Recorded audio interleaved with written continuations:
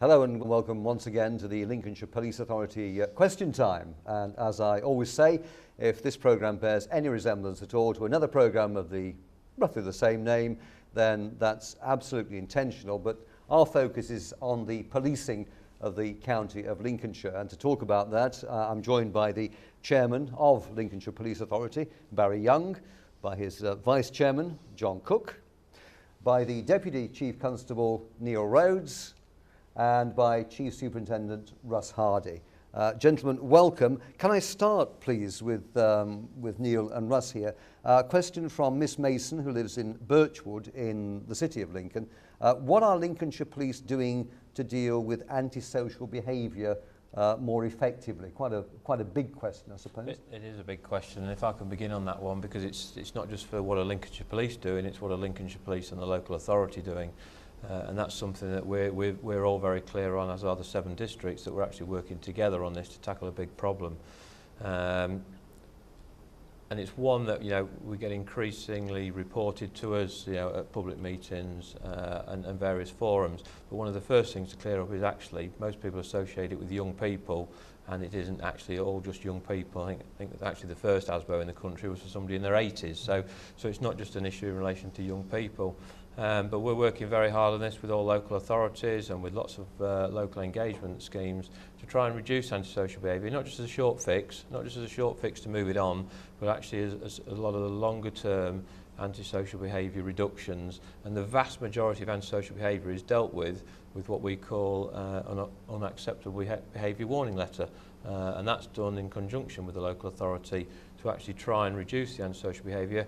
Make parents aware that maybe their young child might be out there, they think they're playing merrily, but actually some old people have got a little bit worried about them playing football in their area, and a lot of it gets sorted out at that very early stage.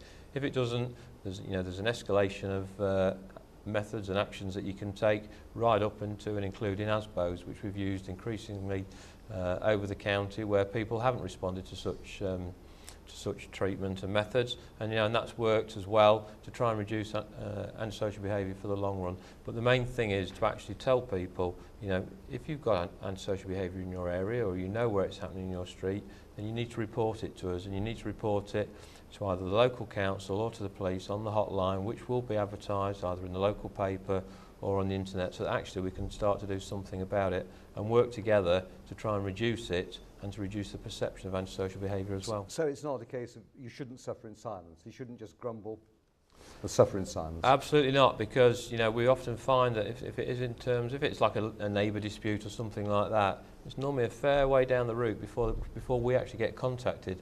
So we would say to people, if you've got antisocial behaviour, if you feel that you are subject to it, then contact us straight away, because you shouldn't have to suffer in silence. You don't have to, and the sooner we know about it, the sooner we can take some positive action before things get out of hand. Thanks very much indeed, Russ. Can I come to you now, Neil? Because one of the questions, again, a lot of people ask this same question. So on their behalf, I'll put it to you. Why aren't there more cops on the street? It's as simple as that. I think, Alan, that's probably got to be the question that we're asked most of all. Lincolnshire Police team, I know numbers tend to switch people off, but our team's got about 3 elements to it. There's 1,200 police officers, there's just under 150 police community support officers, and just under 1,000 members of police staff who all work together to deliver that service on the streets of Lincolnshire. And over particularly the past couple of years, we've worked very, very hard to make sure that every pound spent is a pound spent on the front line of this force. And some really good news, despite a fairly tight budget for this organisation, next year we'll be putting another 22 officers out on the streets of this county. And that's a tremendous position to be in, because actually most police forces in this country are actually standing still, and many are shrinking. So that's good news, and that will make a difference. And the difference we think that it will make is that the pretty good performance we've turned in this year will get even better next year with those additional feet on the street. Yeah, thanks very much indeed. From a police authority perspective, Are you aware, this might sound like an insulting question, it's not meant to be, are you aware of the situation on the streets as has been described by the Deputy Chief Constable and the Chief Superintendent? How does the communication work between the force and the authority? Well, divisional meetings we've talked about already. We're certainly aware of what's going on the streets, because one of the great beauties of a police authority is that it does consist of 9 elected members and 8 independents. The independents are drawn from all over the county. The elected members are having their doors banged on every 5 minutes anyway by people moaning about whatever's going on locally. So we're very much aware, and by regular dialogue with divisional commanders and sometimes even right at the top, we make sure that the public voice is heard. So this is something that happens, as I say, 24/7.